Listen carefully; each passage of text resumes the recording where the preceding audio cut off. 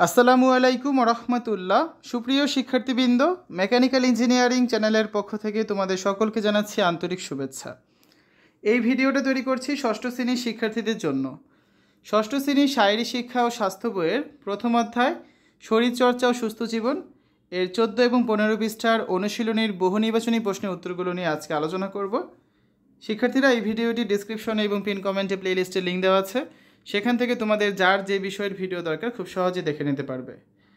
প্রথম অধ্যায় শরীরচর্চা ও সুস্থ জীবন, 14 পৃষ্ঠার অনুশীলনী। 1 নম্বর প্রশ্নে রয়েছে, খেলাধুলার মাধ্যমে অঙ্গ সঞ্চালনকে কী বলে? স্পিড, ব্যায়াম, ওয়ার্ম আপ নাকি শরীরে ক্লান্তি আনা? সঠিক উত্তর হচ্ছে এখানে খ নাম্বারটা, ব্যায়াম বলা হয়। প্রশ্ন 2, বডি বেন্ডিং ফরওয়ার্ড ব্যায়ামের নিয়মের অন্তর্গত কোনটি? তো 4টি অপশন আছে, এর মধ্যে সঠিক উত্তর হবে ক নাম্বারটা, 18 ইঞ্চি থেকে 20 ইঞ্চি উঁচু কাঠের বাক্সতে দাঁড়ানো। 3 নম্বর প্রশ্ন, প্রাত্যহিক সমাবেশের ধারাবাহিকতা কোনটি? 4টি অপশন আছে, এর মধ্যে সঠিক উত্তর হবে ক নাম্বারটা, অর্থাৎ জাতীয় পতাকা উত্তোলন করতে হবে, তারপর অভিবাদন করতে হবে, এরপর শপথ বাক্য পাঠ করতে হবে, তারপর জাতীয় সঙ্গীত গাইতে হবে। ঠিক আছে, এটাই সঠিক। 4 নম্বর, প্রাত্যহিক সমাবেশে ফাইলের সংখ্যা নির্ধারিত হয় কিসের ভিত্তিতে? শিক্ষার্থীর সংখ্যা, শিক্ষার্থীর উচ্চতা, ছেলে মেয়ের ভিন্নতা নাকি খোলামেলা জায়গা? সঠিক উত্তর হচ্ছে ক নাম্বারটা, শিক্ষার্থীর সংখ্যার উপর ভিত্তি করে ফাইলের সংখ্যা নির্ধারিত হয়। উদ্দীপকটি পড়ে 5 এবং 6 নং প্রশ্নে উত্তর দাও। তাকে আমরা উদ্দীপকটা পড়ি। স্বামীর বয়স 12 বছর, তার শরীরের মেদ বেড়ে গেলে শরীরচর্চা শিক্ষকের পরামর্শ গ্রহণ করে। শিক্ষক স্বামীর শারীরিক কয়েকটি বৈশিষ্ট্য বিবেচনা করে তাকে এক ধরনের ব্যায়াম করার পরামর্শ দেন।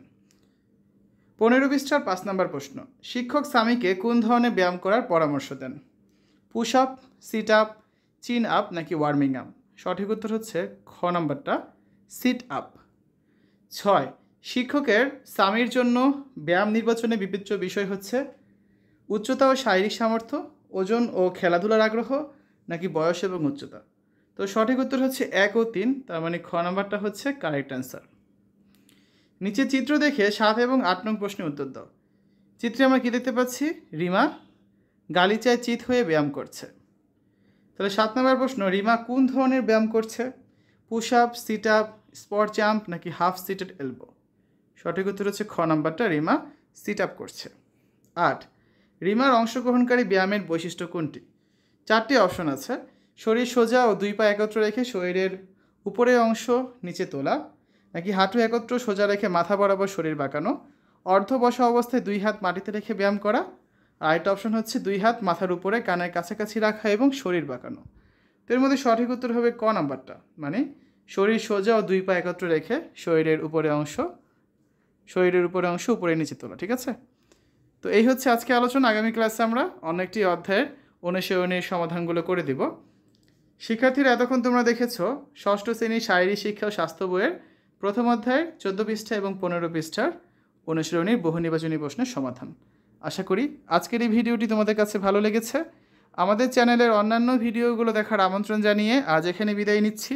আল্লাহ হাফেজ।